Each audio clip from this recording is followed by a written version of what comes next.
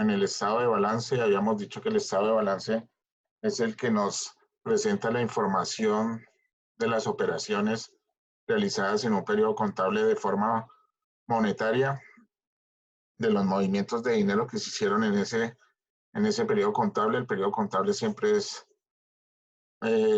determinado por un año, aunque yo puedo establecer balances semestrales, pero el balance real, el que se toma en cuenta para cualquier tipo de préstamo, para cualquier tipo de análisis financiero que le quieran hacer a la empresa, siempre es el de un periodo contable que es un año.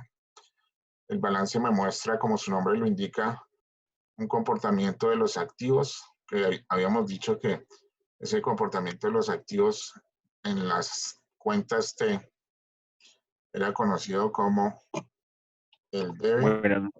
Buenas noches. Uy, ya ingresaron varios.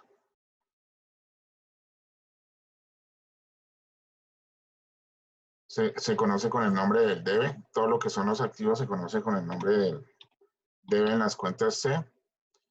Y más adelante, cuando hagamos el pasivo, lo conoceremos con el nombre del haber. Pero son los pasivos y el patrimonio. Eso también ya lo explicamos en la clase anterior. Entonces, nosotros estábamos en las cuentas de los activos que se distribuían en tres grupos. El primer grupo son los activos corrientes. Habíamos dicho que los activos representan como un cuerpo biológico y que los activos corrientes es como la sangre que circula en ese cuerpo biológico. Habíamos dicho que habían unas cuentas que son caja y bancos. Caja y bancos es disponibilidad de dinero inmediato. No es bueno tampoco tener mucho dinero en el banco porque eso puede generar, es como si yo tuviera mucha sangre en el cuerpo, pues eso puede generar problemas de no movimiento de esa sangre o de estancamiento de una parte del dinero, y por eso se tiene aquí otra cuenta que se llama inversiones temporales. Las cuentas por cobrar, las puestas por cobrar son aquellos clientes a los que se les vende a crédito y que se les da un plazo que nosotros ya vimos aquí en este programa de ingresos. Mis cuentas por cobrar son determinadas por los plazos de tiempo que yo doy, 30 y 60 días en este caso, que también pueden llegar a ser un problema en el caso de que no se cumplan los plazos pactados. Entonces, si yo tengo establecido con un cliente que me pague los 30 días y me paga los 45, eso me puede generar un coágulo dentro de ese sistema circulatorio. ¿Por qué? Porque hay un estancamiento y muy posiblemente ese dinero que me iba a ingresar de ese cliente, yo lo tendría que utilizar para pagar otras obligaciones que tengo. Entonces, como no me ingresa, entonces eso empieza a generarle problemas a la empresa. El objetivo es que esas cuentas por cobrar sean sanas dentro de lo posible. Vienen los inventarios de materia prima. En los inventarios de materia prima es el proceso. Si el proceso circula, habíamos hablado de eso. Entonces los movimientos de dinero van a ser también ágiles y va a circular dinero acá. Yo convierto la materia prima en producto terminado y después de convertirlo en producto terminado lo coloco en un mercado y me pagan por la venta de ese producto o ese servicio. Y eso hace que si esto circula rápido, pues yo voy a tener la posibilidad de obtener lo que produje y lo que transformé también mucho más rápido. Vienen los inventarios de producto terminado, que el encargado es el jefe comercial. El jefe comercial, entre más rápido coloque esos productos en el mercado, entre más rápido yo venda mis existencias de inventarios o que yo venda lo que produzco, pues más rápido voy a tener dinero y esto va a circular. Y las inversiones temporales, que como su nombre lo indica, es un mecanismo que utilizo para cuando tengo mucho flujo de dinero. Cuando las empresas son muy grandes empiezan a tener demasiado flujo y no se pueden dar el lujo de dejar esa plata quieta en bancos, sino que la tienen que hacer circular de pronto con más materia prima o más producción, pero va a llegar a un punto máximo en que la materia prima y producción no puede ser mayor porque no tenemos los clientes o porque no hay capacidad de almacenamiento de materia prima y no se justifica. Entonces, ese flujo de dinero que tengo que hacer, enviarlo a inversiones temporales. Esas inversiones temporales, ¿me están escuchando? Porque es que me aparece aquí un... ¿Me escucha? Alguien que me conteste si Sí, están escuchando. profe. Ah, bueno.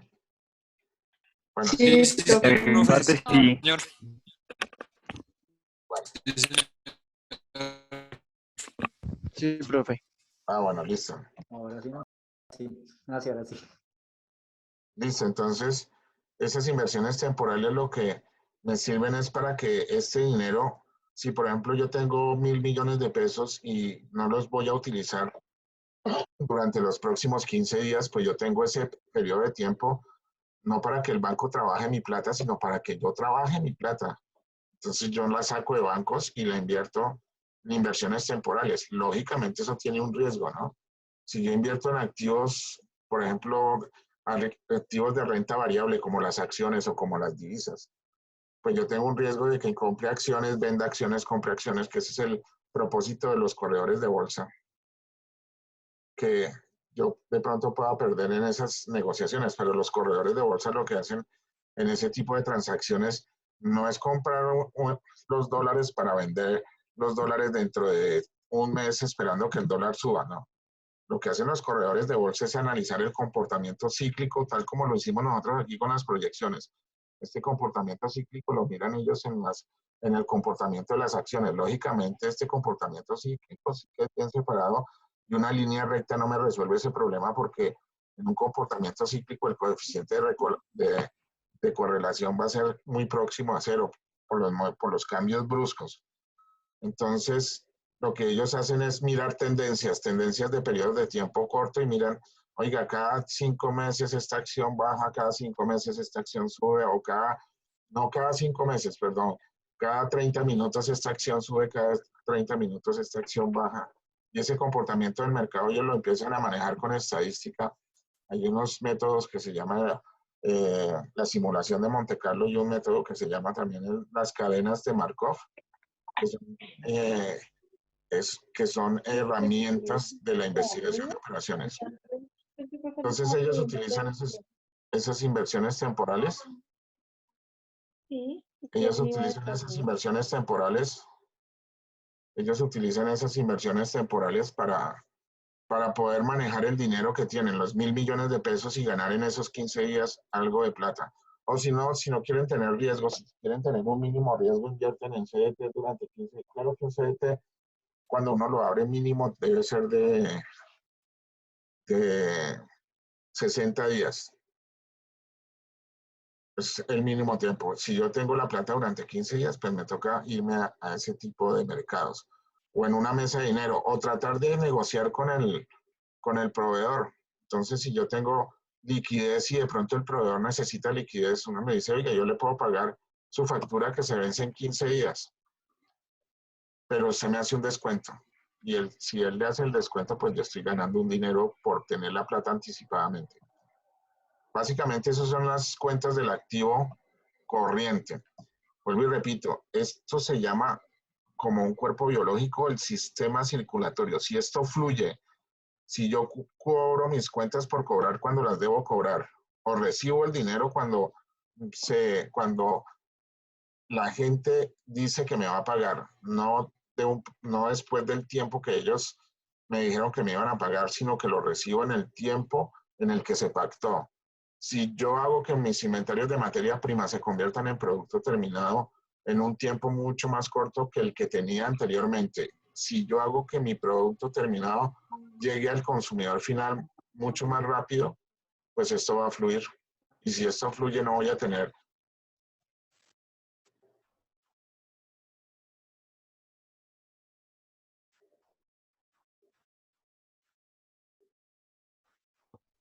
Aló, ¿me escuchan?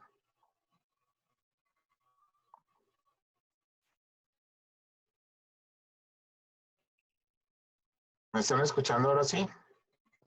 Creo que se salió y va a volver a ingresar, creo, porque no lo veo.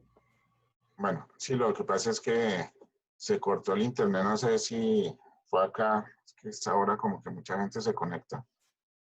Ayer tuvimos el mismo problema.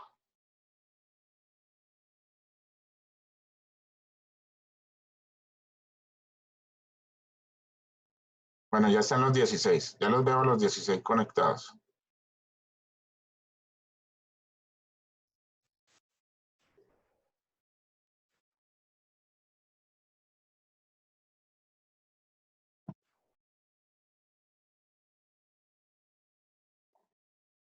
12 salieron.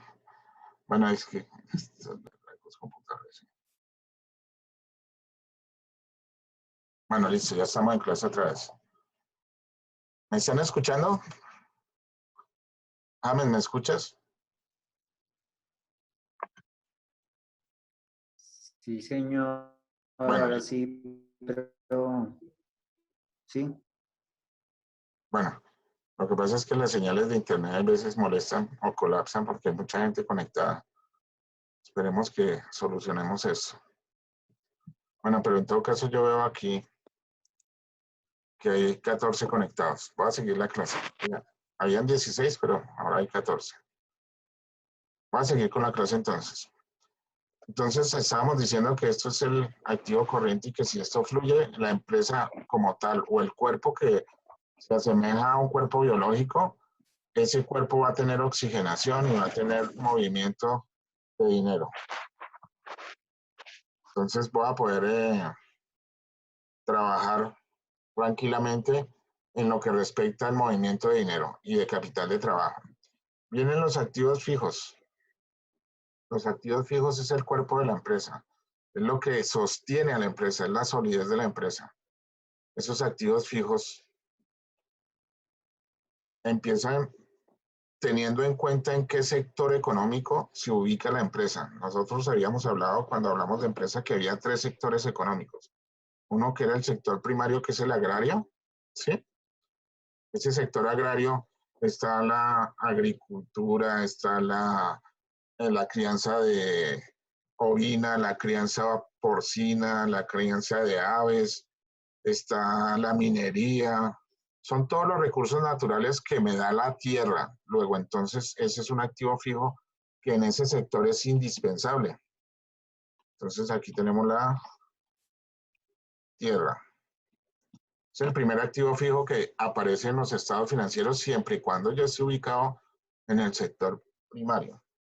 Si yo tengo una explotación de minas de carbón, si yo lo que hago es producir carbón, pues tengo que tener tierra. Si yo tengo un estanque para producir peces, pues tengo que tener tierra para realizar esa producción y tener el espacio para hacer ese estanque. Si yo produzco, si yo me dedico a la crianza de ganado para carne y leche, entonces tengo que tener tierra. Eso, la tierra siempre es un activo que está ubicado en el sector primario. La tierra es el único activo fijo que no tiene depreciación. ¿Qué es la depreciación? Porque de pronto ustedes como ingenieros de sistemas nunca les han hablado de eso. La depreciación es un menor valor que adquieren los activos por el uso y el desgaste. Les cito un ejemplo. Si yo tengo un vehículo, lo compro hoy, lo saco del concesionario, lo compro ya a 60 millones de pesos. Por el solo hecho ya de sacarlo del concesionario, ese carro comercialmente ya vale 5 millones o 10 o 6 millones de pesos menos. Eso quiere decir que el valor de ese vehículo, aunque me costó 60 millones, se depreció en 6 millones de pesos. Ese es el significado de la depreciación. Es un menor valor que adquieren los activos por el uso y el desgaste. Contablemente, un vehículo no se deprecia en un día. Yo lo compré en 60 millones y en libros aparecen 60 millones. Pero se deprecia al año. Después de pasar un año, pues yo deprecio proporcionalmente en el tiempo de duración que me diga la NIF, que son las normas internacionales de información financiera, que me digan en cuánto tiempo se deben depreciar los vehículos. Los vehículos, según las NIF, se deben depreciar a 10 años. Entonces, si yo tengo 60 millones de pesos cada año, tengo que quitarle a ese vehículo el valor de 6 millones de pesos. Bueno, pero sigamos entonces con el sector. Viene el sector secundario. El sector secundario son las industrias, son las que procesan, transforman. Y en ese sector secundario entonces se necesitan edificaciones. Edificaciones porque yo necesito una fábrica. Edificaciones porque yo necesito un sitio donde procesar y transformar mis materias primas y convertirlas en producto terminado. Esas edificaciones sí se deprecian. Contablemente se deprecian. Comercialmente, por lo general, esas edificaciones se valorizan y se valorizan más si están ubicadas en un sitio donde adquieran valor. Por ejemplo, Nosotros, cuando iniciamos operaciones, la primera casa que compró el dueño de la universidad lo hizo en el sector donde estamos en la séptima con 35. Esa casa de la esquina en esa época le costó a él como 400 millones de pesos. Y en la medida que la universidad ha venido creciendo,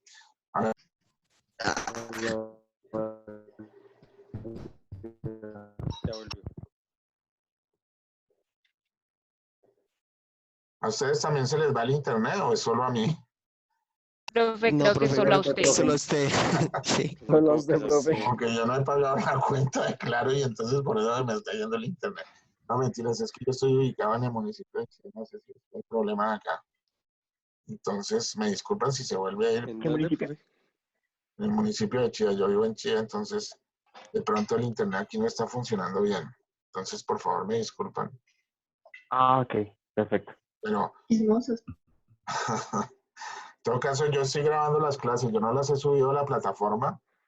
No las he subido a la plataforma porque no he tenido tiempo, porque todos estos días hemos tenido reuniones con las directivas, inclusive esta clase la empecé un poquito tarde porque estábamos conectados precisamente en Zoom, pero no, en ese momento no nos molestó. Estábamos tomando decisiones y hay una de esas decisiones, ¿ustedes ya vieron el comunicado en la plataforma que les enviaron? ¿Alguien que sí vieron el comunicado del beneficio económico que pueden tener?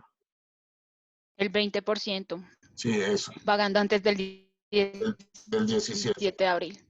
Pues si tienen la plata, yo sé que no todos van a tener la plata, pero el que tenga la plata yo lo tomaría por lo menos porque fuera de que ustedes pagan una matrícula baja y si pagan todo el periodo también pues tienen descuento sobre todo el periodo. Entonces si tienen la plata aprovechen y pagan. Si no quieren las clases virtuales, pues no es que no paguen, pero pueden pagar el periodo y aplazar, por ejemplo, si quisieran, oiga, no, yo me espero más bien a que sean las clases presenciales. Pero eso ya es decisión de ustedes. Entonces estábamos hablando sobre eso. La universidad sabe y es consciente. Claro que la universidad también lo hace como estrategia, ¿no? No va a hacerme, yo no voy a decir mentiras, no les voy a decir mentiras. La universidad también se beneficia porque si ustedes pagan, pues la universidad va a tener recursos para pagar sus empleados. Lógicamente hay mucho personal que no tiene la relevancia que tienen otro personal y la universidad va a tener que salir de personal administrativo, como lo están haciendo todas las empresas. Pero se supone que esta situación va a ser momentánea. Yo creo que de aquí al 2030 ya hemos salido del problema. No, mentira, yo creo que por ahí en junio ya hemos salido de este problema. Bueno, sigamos con la clase entonces. Yo les estaba mostrando aquí. Les estaba mostrando acá lo que son los activos fijos, las edificaciones. Estábamos hablando de eso. Y las edificaciones me permiten a mí, entonces, si yo soy una industria, pues me permiten tener el sitio donde yo haga el proceso de transformación, de convertir estas materias primas, convertirlas en producto terminado, colocarlo en el mercado y que eso me genere ingresos. En cualquiera de los tres sectores, en cualquiera de los tres sectores, yo de pronto necesito, bueno, en los primeros dos sectores, no, en el terciario no necesito maquinaria de equipo. Ese es otro elemento que va en los activos fijos. Si yo tengo una industria del sector primario que produce cultivos, yo produzco cebada, yo necesito maquinaria que me trille esa cebada. Si yo produzco arroz, necesito maquinaria que me trille ese arroz y que me haga la recolección de una forma rápida. ¿Por qué? Porque lo que hablábamos ahorita, si yo convierto ese cultivo de arroz, lo convierto rápidamente en grano de arroz, lo puedo convertir en producto terminado y colocarlo en el mercado. Entonces, en el sector primario también se utiliza maquinaria y equipos y en el sector secundario sí que se utiliza. Si yo hago un proceso de transformación de convertir el cuero, el caucho, las suelas de madera, los convierto en zapatos, pues necesito maquinaria para hacer ese proceso de transformación. Viene otro que es los vehículos. Ese sí está en todos los tres sectores. los vehículos. Si yo tengo productos que me produce la tierra, yo tengo que tener vehículos para transportarlos y hacerlos llegar a los clientes. De igual manera, si yo necesito semillas, tengo que tener vehículos para traer esas semillas y llevarlas al sitio donde yo voy a hacer el sembrado. Entonces, los vehículos en el sector ese terciario, que es el sector de servicios, si yo presto el servicio de transporte, pues necesito vehículos. Si yo realizo en el sector salud, si yo necesito realizar atención a pacientes y necesito el transporte de ellos, pues necesito ambulancias y necesito vehículos.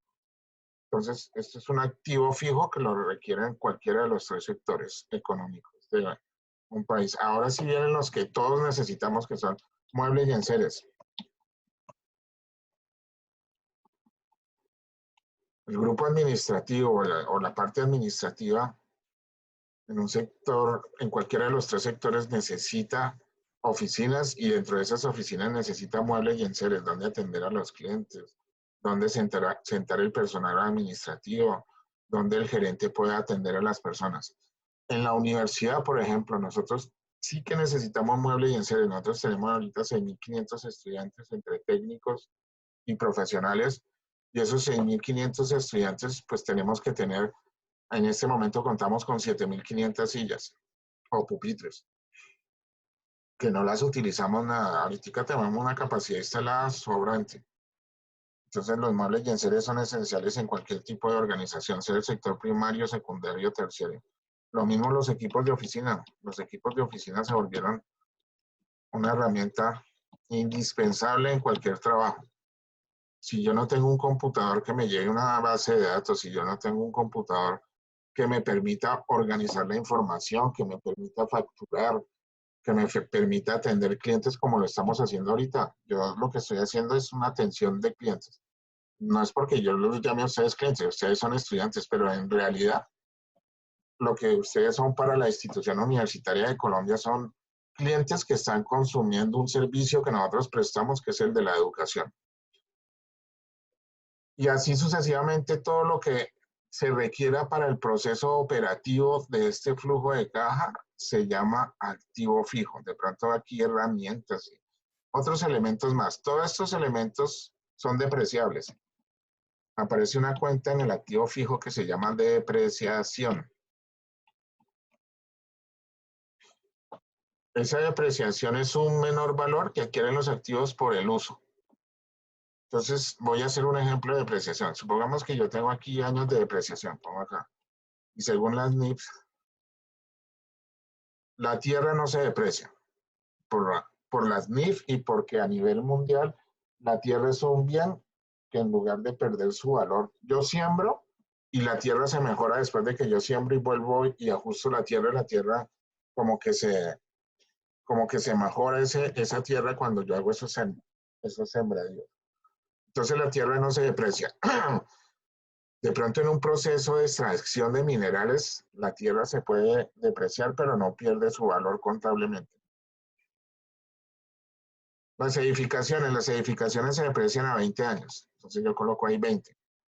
¿Por qué? Porque las edificaciones contablemente también se deterioran. Si la institución universitaria de Colombia, por ejemplo, cada año al finalizar, ese valor de depreciación él lo utiliza como una provisión. Y cuando ustedes salen en más o menos el 13 o 14 de diciembre, ustedes que ya hacen parte de la universidad y que ya tuvieron un proceso el año pasado, salimos como el 13 o 14 de diciembre, del 14 de diciembre al 13 de enero, la universidad adecúa las instalaciones y vuelve y deja las edificaciones como si estuvieran nuevas. Por eso ustedes no ven rayones en las paredes, por eso ustedes ven arte en las paredes. Ellos invierten mucho porque ellos piensan que el sitio donde prestan el servicio, si el servicio sea cual sea, el cliente debe sentirse bien cuando esté en ese sitio donde se le presta el servicio. Y eso es política de la institución. Y ustedes mismos se han encargado, por ejemplo, de que eso sea así. Yo, por ejemplo, he entrado a los baños y nunca he visto un graffiti y ojalá nunca lo vayan a hacer, ¿no? Que dañen las instalaciones porque las instalaciones es de todos. De pronto ustedes el día de mañana a la institución no vuelven. pero van a venir de pronto sus hijos, de pronto de aquí a unos 10 o 20 años cuando tengan hijos, bueno, no tanto, pero sí unos 10 años cuando ya tengan hijos, dicen, oye, yo estudié en esa universidad, crecido, me pareció bueno, los voy a matricular ahí. Y ellos van a usar las mismas instalaciones. Y si se conservan esas políticas, la institución siempre va a ser una institución que va a prestar un servicio, por lo menos en sus edificaciones, de alta calidad. Maquinaria y equipo, bueno, nosotros no tenemos maquinaria, bueno, sí, los laboratorios, con las nuevas carreras técnicas, nos ha tocado adquirir, por ejemplo, elementos para medicina veterinaria. Nos ha tocado comprar cocinas industriales y hornos industriales para el programa de cocina. Entonces también tiene maquinaria de equipo. La maquinaria de equipo se deprecia a 15 años, según las NIF. Los de vehículos se deprecian a 10 años, sea cual sea el vehículo, aunque por ejemplo un taxi, cuando yo lo tengo trabajando todo el día, un taxi tiende a depreciarse mucho más rápido. Un taxi tiene una vida útil por ahí de 5 años y ya hay que mandarlo reparar o es mejor cambiar el carro. Los muebles y enseres 5 años, pero contablemente se deprecia a 10 años, ¿no? Los vehículos. Y los equipos de oficina 5 años. ¿Cómo se calcula la depreciación? Supongamos que yo tengo valores acá. Supongamos que las edificaciones yo tengo 450 millones.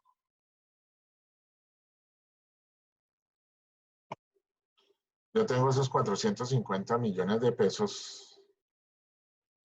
Voy a poner aquí en términos de peso.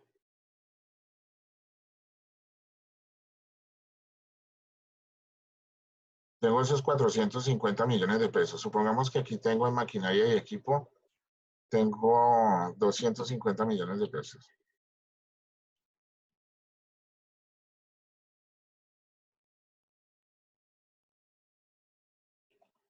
Supongamos que en vehículos tengo 150 millones de pesos.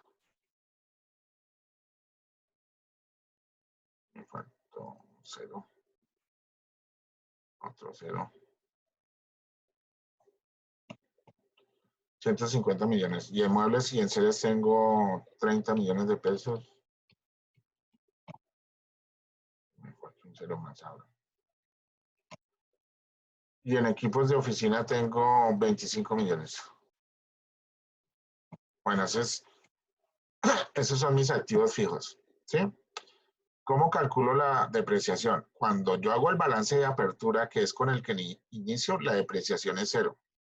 Pero cuando yo llego al año 2020, mi depreciación no va a ser cero porque yo ya he pasado un año de trabajo. Entonces yo hago aquí el cálculo de la depreciación. Yo digo aquí depreciación. Yo lo estoy haciendo acá porque yo ya tengo aquí los activos fijos, pero todo este cuadrito que estoy haciendo se hace en otra hoja de trabajo. Estos son hojas de trabajo. Estos son como las notas aclaratorias del estado financiero. Por eso se llama fundamentos de contabilidad. Nosotros lo que estamos haciendo con esto son notas aclaratorias. Yo con este cuadrito estoy aclarando cómo calculé yo los 208.263.536 de cuentas por cobrar. Y cuáles son mis total de ventas en el año, que son 7.537 millones. Son las notas aclaratorias. Todos estos valores los vamos a trabajar al final cuando montemos los estados financieros, que es lo que estamos haciendo acá. Entonces, en el año de apertura, pues en el momento de apertura, pues esta depreciación no se da. Yo no tengo depreciación, pero para el 2020 sí empiezo a depreciar. Y empiezo a depreciar diciendo igual, si yo voy a depreciar proporcionalmente al periodo de tiempo dado, entonces yo digo 450 millones dividido el total de años. ¿Qué quiere decir eso? Que cada año yo tengo que restarle a estas edificaciones, no en el valor intrínseco que está ubicado al frente de la cuenta, sino en un valor que se llama depreciación acumulada. Para los otros productos sería...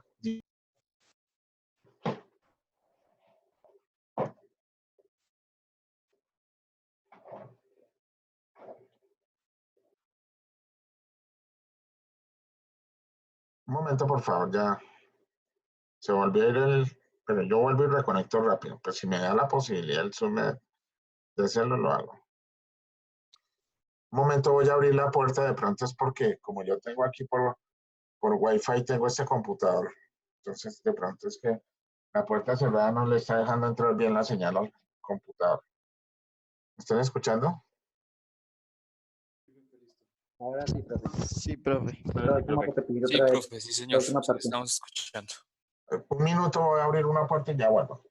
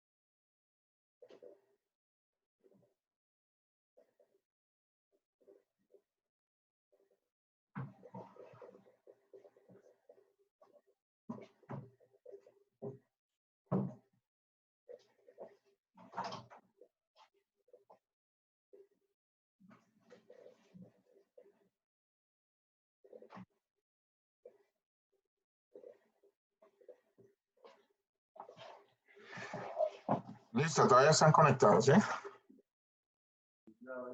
Sí, señor. Sí, señor. Bueno, sigamos entonces. Perdón, le doy aquí otra vez para verlos. Listo. Entonces, íbamos acá en la depreciación. ¿Qué hice yo? Pues le di unos años que dicen las NIF que deben ser la valoración en el tiempo en los que se debe depreciar cada uno de los activos fijos. Acuérdense que la tierra no se deprecia, pero los demás activos sí son depreciables. Entonces las NIF me dicen que las edificaciones se deprecian cada 20 años, que la maquinaria de equipo se deprecia cada 15 años, que los vehículos 10 años, que los muebles y enseres 5 años, que los equipos de oficina 5 años. ¿Qué hago yo para el primer año? Para el primer año se me va a depreciar, perdón, voy a correr uno más para explicar otra cosa. Para el primer año se me va a depreciar cada uno de estos proporcionalmente en lo que vale un año. ¿Cuánto vale un año la depreciación? Pues 450 millones dividido 20 me da 22.500.000 pesos. Eso es el valor que va a tomar la depreciación de forma negativa en este balance. Entonces yo lo que hago acá es decir igual sumatoria, le digo suma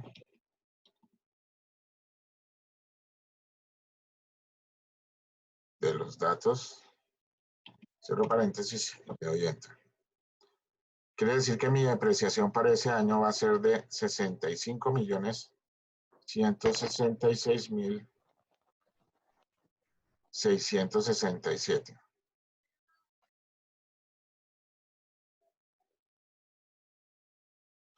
Bueno, como para ese año es 65.166.000, lo que yo hago es coger este valor. Aquí no hay depreciación porque estoy en el balance de apertura, es cuando inicio operaciones. Yo ya compré todos estos elementos, ya los tengo comprados, ya sea con recursos propios o con recursos de terceros, ya hice esta inversión. ¿Sí? Entonces, para el siguiente año, al pasar un año, entonces, estos valores siguen iguales acá. Pasan con el mismo valor. ¿Sí? Pero cada uno va a disminuir en esta cantidad. Esa disminución no se ve reflejada en el valor de la cuenta, se ve reflejado acá de forma negativa, le digo menos la depreciación de ese año que es menos 65 millones. Bueno, la depreciación es negativo cuando yo sumo acá. Supongamos que aquí es el total activos, total activos fijos.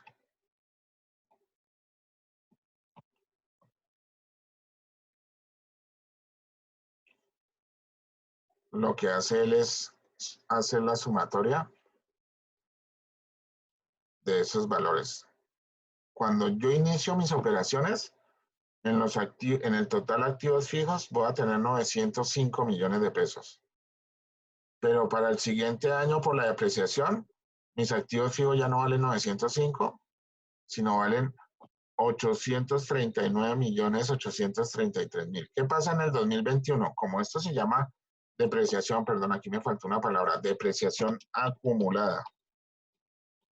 Como esto se llama depreciación acumulada, entonces para el siguiente año yo tengo que calcular nuevamente ese valor, es decir, igual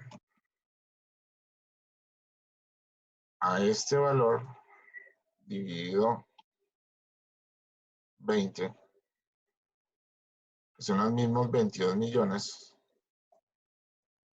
¿Sí? Eso me da una sumatoria igual a la que tengo al lado, que es 65, pero para el siguiente año, mis activos en libros siguen valiendo lo mismo. Mis activos como tal en libros siguen valiendo lo mismo, pero hay una cuenta que se llama depreciación acumulada, que va a ser igual a la suma de las dos depreciaciones, es decir, para el siguiente año yo ya no tengo depreciado 65 millones, sino tengo depreciado el negativo de 133 millones. Luego entonces para el siguiente año mi total activo ya no va a ser de 833, sino de 774.666. ¿Hay preguntas sobre esto? Me estoy adelantando. Sí, dime. Profe, la verdad sí quedé un poquito perdida porque la señal se va y Sí. no entendí bien lo de la parte de la depresión, De la la verdad. depreciación acumulada. Listo, bueno, voy a volverlo a explicar, ya que tengo las cifras ahí. Entonces, denme un momento. Voy a colocarle, yo por lo general lo que hago es colocarle un color a las letras, medio que no se vean tanto. ¿Sí? ¿Qué es la depreciación? La depreciación es un menor valor que adquieren los activos. Es un menor valor que adquieren los activos por el uso y el desgaste. ¿Sí? ¿Cómo opera la depreciación en los estados financieros? Como es un menor valor que adquieren los activos, pues lógicamente al ser menor valor es negativo. ¿Sí? Se vuelve negativo ese valor. ¿Y qué es lo que hace la depreciación? Es reducir el valor de las edificaciones, maquinaria, equipo, vehículos, muebles y enseres, equipos de oficina, en unos periodos de tiempo que se establecen para todas las contabilidades, porque antes la depreciación se calculaba, cada uno la calculaba como quería. Había gente que aplicaba el 30% al principio, el 30% para el siguiente año y el 60%. No, las NIF dijeron vamos a manejar la depreciación y las vamos a normatizar. Y las vamos a normatizar quiere decir que todo el mundo tiene que depreciar por los años que estamos colocando nosotros como norma. Entonces dicen, las edificaciones, cualquier edificación, sea fábrica o sean edificios de oficinas, como el Banco de Bogotá, por ejemplo, se van a depreciar a 20 años. Maquinaria y equipo se va a depreciar a 15 años. Vehículos se va a depreciar a 10 años. Muebles y enseres se va a depreciar a 5 años y equipos de oficina se van a depreciar a 5 años. ¿Qué quiere decir eso? Que yo puedo tener en libros estos valores. Yo inicié operaciones y cuando compré estos activos fijos o cuando adquirí estos activos fijos, en libros me aparece que yo tengo un cuerpo que le da solidez a la empresa por valor de 905 millones de pesos, que es la suma de todos estos activos fijos. Pasa un año de operación, ¿sí? Y ese año de operación, pues lógicamente las edificaciones al ser utilizadas se deterioran. Era lo que les decía aquí en la universidad. La universidad se mantiene es porque ustedes son muy respetuosos y cuidan y tienen sentido de pertenencia con la institución.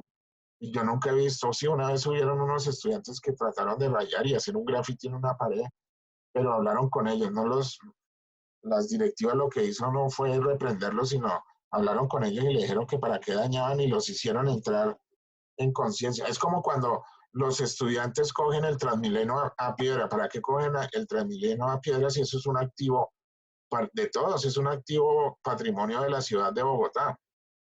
Y ellos creen que con eso están protestando y lo que están es haciendo un daño para todos, para ellos mismos. Y cuando esos estudiantes crezcan, se van a dar cuenta de los errores que cometían y van a decir, oye, nosotros, ¿por qué hacíamos eso? Entonces, en una empresa, pues los activos fijos se deprecian, pero por el uso, no porque uno los dañe, sino por el uso y el desgaste. Cuando pasa el primer año, se supone que las edificaciones se deterioran. Y se deterioran por el uso, ¿sí? Una edificación después de 10 años, si uno no le hace mantenimiento, las paredes se vuelven sucias. Mejor dicho, la falta de mantenimiento de eso hace que se deterioren las cosas. ¿Qué hacemos nosotros para calcular la depreciación? Los valores como tales en los 2 siguientes años en libros.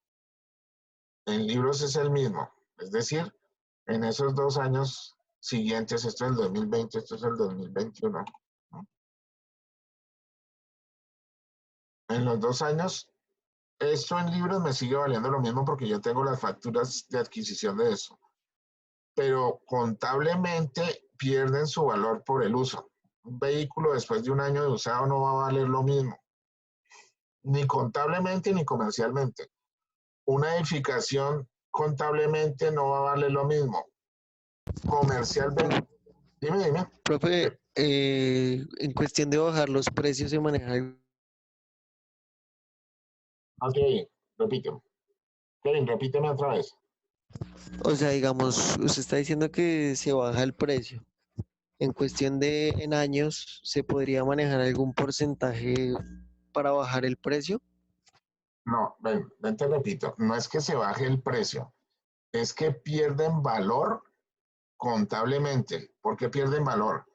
Porque cuando yo utilizo una maquinaria, se supone que esa maquinaria, por haberla usado, va a tener que realizarle un mantenimiento, va a tener que cambiarle repuestos. Se supone que eso hace que pierda valor ese uso, ¿sí? No es que se baje el precio, sino que pierde valor contablemente. Pero eso quiere decir en libros, ¿no? Pero si, Ya. ¿sí? Un vehículo, por ejemplo, tú compras un vehículo. Antes en los vehículos se valorizaban, pero en libros nunca se valoriza. Tú compras un vehículo que vale 150 millones en este caso. O bueno, tengo 3 vehículos que cada uno vale 50 millones de pesos. Y eso me suma 150 millones de pesos. Yo los pongo, son carros para transportar mercancía.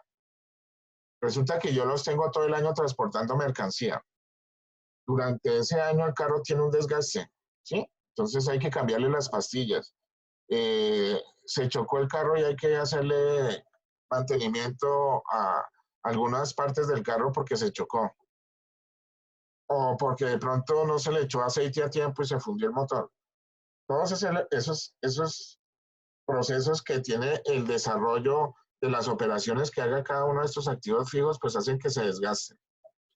Contablemente, entonces las NIF dicen, oiga, mire, vamos a normalizar eso para que podamos determinar estos activos fijos, cuánto pesan realmente cada año de trabajo. Es lógico que si yo solicito un préstamo a una entidad financiera, lo primero que mira la entidad financiera es, oiga, muéstreme sus documentos y lo primero que miran es sus activos fijos. Ah, usted tiene una casa. Esa casa, muéstreme los papeles y muéstreme el certificado de libertad de esa casa. Miren si la casa está hipotecada, dicen, ah, no, pero usted ya tiene comprometida esa casa. Si no está hipotecada, le dicen, listo, yo le hago el préstamo. ¿Cuánto necesita? No, necesito 200 millones de pesos. No, pero su casa vale por ahí 300 millones. Yo no le puedo prestar sobre una casa que comercialmente vale 300 millones, 200 millones de pesos. Eso es lo que hace el banco. Por eso se dice que los activos fijos le dan solidez a la empresa. Ellos miran, oiga, estos tipos tienen maquinaria por tal valor, tienen vehículos por tal valor y casi nada lo tienen comprometido, casi todo es propio. Eso lo miran es aquí cuando veamos el estado de pasivos y el estado de patrimonio. Cuando veamos esa parte, vamos a entender lo que estoy diciendo acá. Si yo veo que Por ejemplo, estos vehículos, de estos 150 millones, yo tengo por acá una obligación de 120 millones. Estos vehículos realmente son propios de la empresa, solo 20 millones de pesos, el resto, solo 30 millones de pesos, el resto es de propiedad de las entidades financieras. Por eso la importancia de manejar y conocer los estados financieros. Ustedes de pronto que son ingenieros de sistemas, el día de mañana van a hacer una negociación y le van a dar de pronto crédito a la gente de los servicios que ustedes prestan. Ustedes miran la solidez de esa empresa a la que le van a prestar el servicio. Y si usted ve en el lado de los pasivos que esa gente debe mucha plata, es porque ellos no manejan bien los recursos. Y yo por lo menos como analista financiero, si yo veo muchos pasivos a este lado, yo no le hago trabajos a una empresa porque es poco serio. Para mí sería poco seria. Entonces la depreciación, ¿qué es lo que me muestra a mí? Que esta solidez que inicialmente es de 905 millones para el siguiente periodo, cuando yo calculo, ¿cómo se calcula la depreciación? Es coger el valor de los activos y dividirlo entre los años de depreciación. Quiere decir que durante los 20 años, cada año se va a depreciar en 22.500.000 pesos. Y así sucesivamente. Entonces, cada año se me va a depreciar cada uno de estos activos fijos de acuerdo al año de vida útil que tenga. ¿Sí?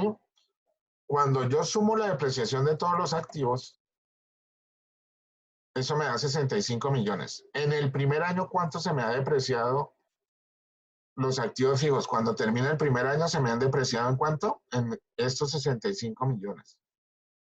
¿Sí? Luego, mis activos ya no valen 905 millones. Es decir, yo como analista financiero de una entidad bancaria que le va a hacer un préstamo a esta empresa, si yo me ubico en el 2020, que es el momento en que le voy a prestar el dinero, yo no miro esta cifra de el momento que él compró los activos fijos, sino miro este valor de 839 y sobre eso tomo decisiones. Entonces la fábrica y me dice, oiga, yo necesito un préstamo por 500 millones. Yo le digo a la empresa, muestre, usted tiene unos activos fijos de 839. Me desplazo a los pasivos y empiezo a mirar, pero de esos 839 usted debe 400 millones. ¿Cómo me pide 500 millones? Si esto en caso de que usted no me pague, no me va a respaldar la deuda. Eso es lo que hacen las entidades financieras. Entonces, ellos no solo miran eso, ¿no? Lógicamente.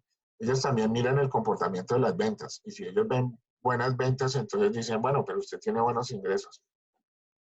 Y le recomiendan a la persona, oiga, cuide su parte física de la empresa, que es la que le da solidez. Usted está descuidando porque está de todo esto que tiene acá y ya ha pasado un año y usted tiene una deuda muy alta. Entonces, ¿qué es la depreciación acumulada? Resulta que para el 2020 solo se me deprecia en lo de un año, pero para el 2021 se me deprecia lo de 2 años, es decir, la suma de estos dos. Luego, entonces, la suma de esos dos me dice 130 millones. Yo acumulo acá 130 millones y mi empresa ya para el siguiente año va a tener un valor no de 839, perdón, mis activos fijos en mi empresa ya no van a tener un valor de 839 millones, sino de 774 millones. ¿Ahora sí entendieron el concepto? Sí, profe, yo ya entendí. Listo. Natalia, ¿entendiste? Sí, señor. ¿Seguro, Natalia? Si no entendiste, yo vuelvo y repito, yo no tengo problema. No, yo sí ya entendí. Esta vez Bueno, no se cortó tanto la señal. Gracias. Sí, profe, ya, mejoró la señal. ya apagué el internet. Acabé de hacer un giro aquí en otro lado financiero, hice una transferencia. Bueno, entonces sigamos. Oiga, éramos 16 y me salieron 2 y no volvieron. Bueno, entonces, esto que acabo de hacer es porque estoy explicando, esto lo voy a borrar porque esto lo vamos a hacer cuando realicemos el ejercicio que yo les monté, que ustedes tienen. ¿Yo les pasé ese ejercicio o no? Perdón. No, profe. Sí, ese taller yo lo subí, ¿cierto? ¿Cuál? ¿Este, profe? No, un taller que vamos a realizar paralelamente a partir de mañana. Uno que No, usted no, nos señor. pasó por Excel, por WhatsApp, uno de Excel, pero no sabe, no, es Ah, el otro diferente. no lo he subido. Bueno, yo lo voy a subir No, porque profe. ese está en Word. Hoy lo subo por el WhatsApp, lo subo. Porque mañana vamos a empezar a desarrollar toda la estructura financiera que hemos manejado, ¿sí? Bueno, perdón un momento porque yo me estaba metiendo aquí mal. Voy a eliminar esto. Esto no me lo deja por lo que... Ah, sí. Lo elimino aquí, suprimo aquí. Eliminamos todo eso.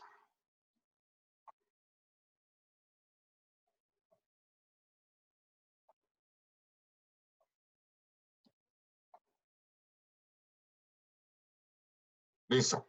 Entonces sigamos. Yo ya tengo los activos, tengo dos grupos de 3 que me forman los activos. Uno que es el activo corriente, que es la sangre, acuérdense de eso. ¿Y por qué la sangre? Porque es lo que circula, es lo que le da vida a la empresa. Y tengo otro que es el activo fijo y que es lo que le da solidez, es el cuerpo de la empresa, es lo que le da solidez a la empresa. Hay otro que es la cabeza y se llama otros activos o intangibles. Entonces, por favor, aquí colocan otros activos o activos intangibles. Intangibles. La palabra intangible me quiere decir que son activos que tienen un valor, pero que yo no los puedo palpar. ¿Qué quiere decir eso? Yo, por ejemplo, en caja y bancos, yo tengo un respaldo del banco que me dice, oiga, usted tiene depositado allá dinero y allá en la caja fuerte hay un dinero que usted depositó y nosotros lo tenemos y cada vez que yo lo requiero, lo tengo y lo puedo palpar. Hay algo que me dice a mí que yo tengo disponibilidad de ese dinero. Si es caja, pues lo tengo en el bolsillo. Si es bancos, pues simplemente hay una tarjeta de débito o una chequera en la que yo giro un cheque y se hace efectivo porque yo tengo el dinero que respalda esos movimientos. Las cuentas por cobrar, yo tengo una factura firmada por una persona que se compromete a mí a pagarme. Eso también es tangible, lo puedo palpar. Los inventarios de materia prima, pues yo tengo almacenado un conjunto de materias primas. Los inventarios de producto terminado, lo mismo.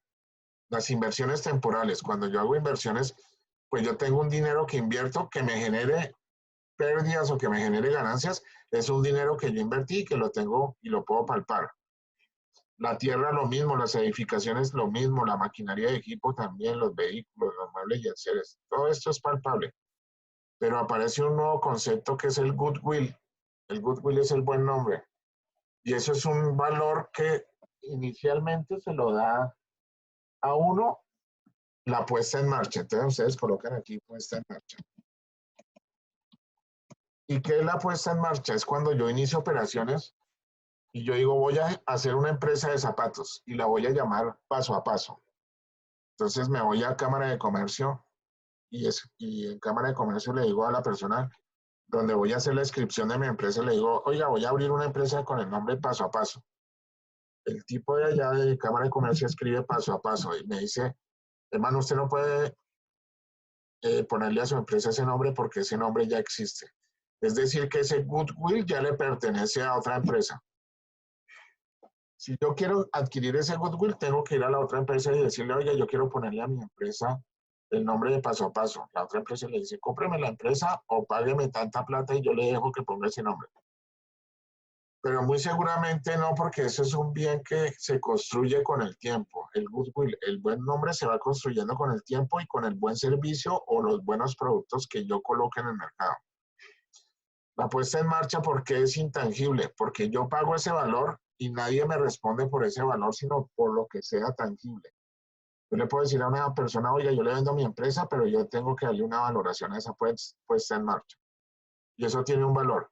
Cuando la empresa va creciendo y va trabajando, o sea, pasan 10, 20 años, entonces aparece el buen nombre, que es el goodwill. Y ese buen nombre llega a valer más, inclusive que las propiedades que tenga la empresa y que el dinero con el que él está funcionando. Llega a valer más. Un ejemplo, Coca-Cola. Coca-Cola puede tener activos fijos cualquier cantidad en todo el mundo, fábricas, embotelladoras, sitios de almacenamiento, eh, inventarios de botellas, puede tener cualquier cantidad de elementos de activos fijos que valen mucho dinero, pero lo que le da valor a ellos es el buen nombre. Es el buen nombre que tiene Coca-Cola. Yo les hablaba, creo, no sé si fue a ustedes o al otro curso, les hablaba de Crest & Wafer. Mire que el buen nombre de una empresa hace que otras personas se interesen tanto por ese buen nombre que pagan por el derecho de ese buen nombre. Y entonces, como no es algo tangible, no es algo que yo pueda palpar, ¿sí? Ellos le dicen a los de Crest & Wafer, oiga, yo quiero explotar su empresa. Le dicen, listo, le vale 500 millones la franquicia. Entonces, ellos lo que le están comprando, aunque tienen que hacer una inversión grandísima para que ese restaurante que voy a colocar a nombre de Crest & Wafer cumpla con las condiciones. Si ustedes entran a cualquier restaurante de Crest & Wafer, creo que todos hemos ido a comer alguna vez allá. Cuando ustedes entran, la decoración es la misma, las personas que trabajan son todas cabezas de familia, son mujeres cabezas de familia, y lo que hace que eso valga 500 millones de pesos es que si usted llega a las 12 del día, puede entrar y consigue mesa, pero si llega a las 12 y 5 minutos tiene que hacer cola. Eso es garantía de venta y eso le genera buen nombre a la empresa. Por eso yo les digo que el goodwill es algo que puede llegar a valer inclusive mucho más que toda la empresa, y es por el trabajo y el desarrollo que ha hecho la empresa como tal. Y otro activo intangible es cuando desarrollamos productos nuevos. Entonces, estos se llaman patentes o derechos de autor. Si yo escribo un libro, el único que tiene derecho a explotar ese libro es la editorial, pero bajo mi supervisión y la persona que escribe el libro. Que después los plagien y los vendan allá en la calle y que sea muy difícil controlar ese plagio es otra cosa. Pero el único que es dueño de eso que es intangible. O sea, el libro tiene una valoración que se la dan ahí en un mercado y si el consumo es, si la gente empieza a leer y se vuelve un bestseller, ese libro se convierte en un producto costoso, pero es por el buen nombre que adquirió el tipo que escribió ese libro. Entonces aquí desarrollo de producto, entonces desarrollo de producto e investigaciones, eso también es intangible. ¿Dónde se presenta eso? Por ejemplo, Alpina. Alpina desarrolló un producto que se llama Aplaus. Y Aplaus es una bebida láctea que tiene un componente de suero. Entonces, ellos desarrollaron ese producto y lo hicieron agradable. Ellos hicieron una investigación y esa investigación tiene un valor, es como la puesta en marcha. Pero ese producto va adquiriendo fuerzas por el consumo que tenga él. Entonces, ese producto, cuando yo quiero vender la fórmula, por ejemplo, de Coca-Cola, la fórmula de Coca-Cola vale cualquier cantidad de plata. Uno no sabe ni valorarla. Creo que entendieron el concepto, ¿cierto? Bueno, eso me da el total, control C, la suma de estos elementos, me da el total de otros activos. El total de otros activos. Ese total de otros activos, ¿sí? Es la suma, entonces, es lo mismo que está acá. Decimos que es la suma de la puesta en marcha, el buen nombre y el desarrollo del producto. Bueno, yo ya tengo acá valorados. Ya tengo aquí valorados el estado de balance, la parte del debe. Realmente la parte del debe son los activos. Voy a hacer un cuadro acá. Este debe son los activos.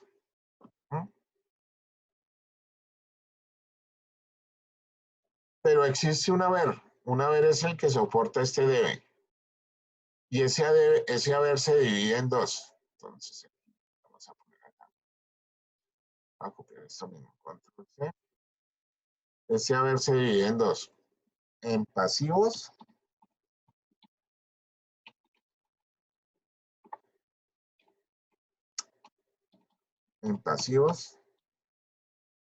Y por aquí abajo, ahorita lo corremos, y patrimonio.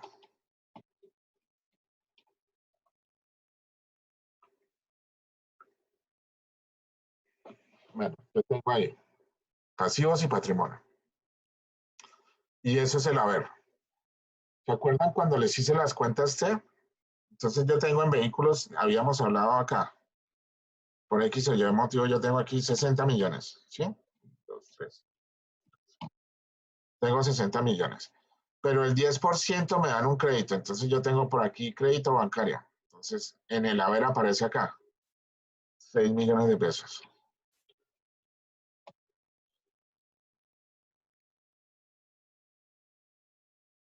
Y por aquí en el patrimonio de capital, yo tengo un valor de 54 millones, que es mi patrimonio. ¿Sí? ¿Qué quiere decir eso? Que estos vehículos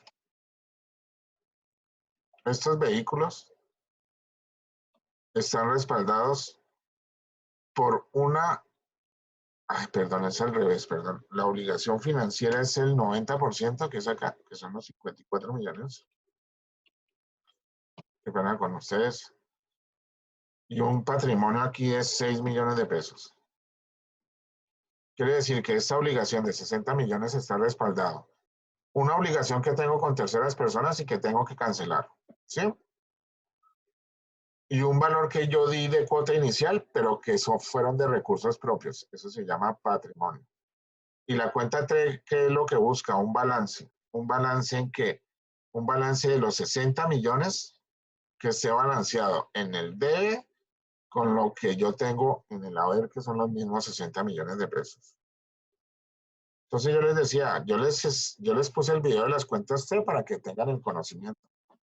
Pero yo no me pongo a explicar las cuentas T porque se me hace que la clase en 40 horas es más productiva si ustedes trabajan con lo que realmente se debe trabajar, y es con los estados financieros directamente.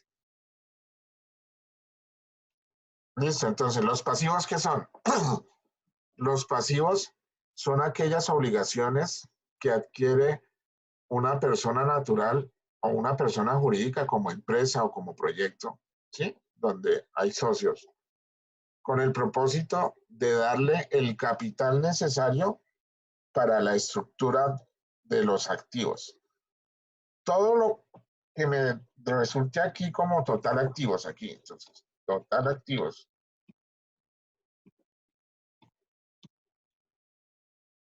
Este total activo, aquí. Este total activo va a ser igual a la suma de los otros activos más la suma de los activos fijos más la suma del activo corriente. Y se llama balance porque cuando yo tenga este total acá, cuando yo le dé valores a esto, tiene que haber elementos del pasivo, que son obligaciones con terceras personas, y del patrimonio, que son inversiones propias que ha hecho la empresa para adquirir todos estos bienes. Luego, entonces, cuando yo llegue aquí, ponemos aquí control C, control B, y cuando yo llegue aquí, total pasivos más patrimonio, pasivos más patrimonio, total pasivo y patrimonio. Cuando yo le diga eso, esa suma sea igual a lo que yo tenga acá. ¿Listo? Los pasivos que son obligaciones con terceras personas, así como existe un activo corriente, también existe un pasivo corriente. Y el primer pasivo corriente, ¿qué son los pasivos corrientes? Los pasivos corrientes son obligaciones con terceras personas corrientes. Son obligaciones con terceras personas que se hacen obligatoria su pago en el corto plazo, entendiendo el corto plazo menor a un año. Entonces, como ejemplo de pasivos corrientes están obligaciones bancarias. Obligaciones bancarias al corto plazo. Entonces ahí está, por ejemplo, los sobregiros. Si yo le pido al banco, oiga, necesito girar un cheque por 10 millones de pesos, pero en el banco solo cuento con 8 millones de pesos, me estoy sobregirando en 2 millones de pesos. Me están dando un crédito de 2 millones de pesos. El del banco dice, bueno, usted ha tenido un buen movimiento, el sobregiro no es muy grande, yo gire tranquilo, pero me tiene que pagar a los 15 o 30 días. Eso es un pasivo a corto plazo y es un pasivo corriente. Esos pasivos corrientes hay que saberlos manejar muy bien. Otro pasivo corriente, las tarjetas de crédito. Las tarjetas de crédito antes eran solo a 12 meses. Hoy las ampliaron a 36 meses, que es más de un periodo contable. Pero también es un crédito que es muy costoso y se considera un crédito a corto plazo. ¿Por qué se considera a corto plazo? Porque se hace exigible muy rápidamente. Entonces, si yo, por ejemplo, en este total activo corriente, cuando sume mis pasivos corrientes, este activo corriente es menor que mis pasivos corrientes, pues yo tengo un problema de liquidez. Tengo un problema de liquidez porque se supone que mi pasivo corriente debe suplir mi activo corriente. ¿Sí? Hay otro que se llama proveedores o cuentas por pagar. Así como existen cuentas por cobrar, proveedores o cuentas por pagar. Así como existen cuentas por cobrar, pues yo también le exijo a mi proveedor que me dé créditos. ¿Para qué? Porque si la gente se me demora en pagar acá, yo tenga la posibilidad también de pagarle a mi proveedor también a los 30 o 40 días. Si yo empiezo a comprarle a mi proveedor y me convierto en cliente, por ejemplo, yo vendo los zapatos y empiezo a comprar cuero y compro metros de cuero y metros de cuero, yo le digo al proveedor, oiga, yo le estoy comprando al mes más de 500 metros de cuero, yo necesito que me dé crédito en eso y pagarle los 30 días. Y el proveedor le va a decir, listo. O si es ágil, el proveedor le dice, le doy 45 y cómpreme, le doy 45 días y cómpreme no 100, no 500 metros y no cómpreme 600, 700 metros. Y uno decide si sí o no. Entonces, estos periodos de tiempo no tienen costo porque el proveedor le está vendiendo a un precio y cuando le da el crédito le mantiene el precio. Es importantísimo el buen manejo de esa cuenta. Mire que los empresarios al primero que le maman gallo es el proveedor y no debería ser así. ¿Por qué? Porque el proveedor es el que le está supliendo a usted las necesidades de capital de trabajo. ¿Con qué trabaja usted? Con las materias primas. ¿Y el proveedor qué le da a usted? Pues materias primas. Y el proveedor si le da crédito a 45 días le despacha y usted no tiene que pagarle. Entonces, uno debe cuidar ese proveedor. ¿Qué pasa si ese proveedor yo le empiezo a mamar gallo y empiezo a decir, oiga, hermano, venga dentro de 8 días, se venció la factura de 45 días. Y yo le digo, venga dentro de 8 días porque es que no me han pagado. El proveedor dice, listo, yo vengo dentro de 8 días. Le voy a dar 8 días más porque usted ha sido un buen cliente. Y vuelve a los 8 días, no, hermano, venga dentro de 15 que fijo me pagan en 15 días. Entonces el proveedor dice, listo, yo vuelvo. Al mes el proveedor ya se le pone bravo y le dice, listo, no, tranquilo, necesito que me pague por cuotas. Le dice, sí, de verdad, listo. Y uno le empieza a pagar por cuotas la plata. Y llega un momento en que esta persona requiere más materia prima. Y entonces el proveedor va donde el proveedor y le dice, oiga, venga, me salió un negocio grande, necesito que me despácheme mercancía. El proveedor le dice, listo, termíneme de pagar y le despacho. Y entonces uno, como se ganó un negocio, le termina de pagar lo que le debía. Y le dice, bueno, ahora sí le voy a despachar el proveedor, pero me paga de contado. Y el tipo, pero ¿cómo así? Si usted me está dando crédito. Le dije, sí, yo le estaba dando crédito, pero no le puedo volver a dar crédito porque usted es mala paga. Entonces, ¿qué pasa? Como esta persona se quedó sin el dinero para poder trabajar, tiene que recurrir a un banco y decirle, oiga, necesito que me preste o que me haga un sobregiro mientras hago este negocio y el banco le dice, listo, yo le presto. Se va donde el proveedor y compra los materiales de contado, pero le queda debiendo al banco. El banco sí le cobra intereses. Entonces, una cuenta que no era costosa se convirtió en una cuenta que es costosa. Bueno, son las 7:38, muchachos. Voy a dejar la clase hasta ahí. Mañana terminamos esto de los activos y empezamos a realizar un ejercicio. Hay otros dos estados financieros, pero a medida que lo vayamos desarrollando el ejercicio como tal, entonces los vamos desarrollando también los otros estados financieros. ¿Hay preguntas? No se me van a ir hasta Profe, o sea que el taller que usted estaba mencionando, ¿ese lo realizamos mañana, desde mañana? Sí, no, pero es un taller que yo voy a realizar. Yo ya les dije a ustedes que yo les voy a poner un taller para Semana Santa, pero a partir de lo que vayamos haciendo nosotros, ¿sí? Yo termino de explicar esto rápidamente mañana. Mañana es jueves y pasado mañana realizamos el taller y a partir de ese taller, lo que alcancemos a avanzar, yo les pongo otro taller para que ustedes lo realicen el fin de semana y entre Semana Santa. Lógica, claro que nosotros quedamos en que íbamos a trabajar la Semana Santa. Al fin sí decidieron que quieren que trabajemos la Semana Santa. Sí, profe. Sí, Sí, profe. profe. Sí, señor. Bueno, Sí, listo. profe, sí, señor. ¿Sí les ha gustado la clase? ¿O la clase es un poquito harta por lo que a ustedes no les gusta Sí, mucho? profe. Sí, profe, la hemos entendido bien. Bueno, listo. Entonces no ha sido un atenuante el hacer las clases virtuales. La hemos podido trabajar, ¿cierto? Sí, señor. Sí, Sí, señor. señor. Listo, yo tengo aquí la lista de todos. Están los 14 participantes. Yo no llamo lista porque a mí se me hace que eso es perder el tiempo. Entonces yo doy por concluida la clase a las 7:40 porque estoy un poquito cansado también. Mañana iniciamos con la clase, resolvemos esto y empezamos a desarrollar el taller. El taller lo vamos a iniciar desde aquí, desde proyecciones, como hicimos el otro. Pero las proyecciones ya las hacemos en Excel, ya no nos vamos a poner a hacer todo esto.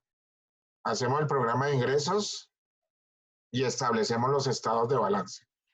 Yo les pongo un taller parecido a eso. Si alcanzamos a avanzar un poquito más, pues lo hacemos. Muchachos, muchas gracias. Muy chévere. Gracias a usted, profe, por su Gracias. tiempo. A usted, profe. Gracias, profe. Usted, profe. Hasta luego. Gracias a usted. Bueno, Muchas muchachos. gracias, profe. Que tenga feliz noche. Lo Feliz mismo. noche, profe. Bueno, Feliz muchachos. noche, profe. noche. Hasta luego. Chao, muchachos, que estén bien.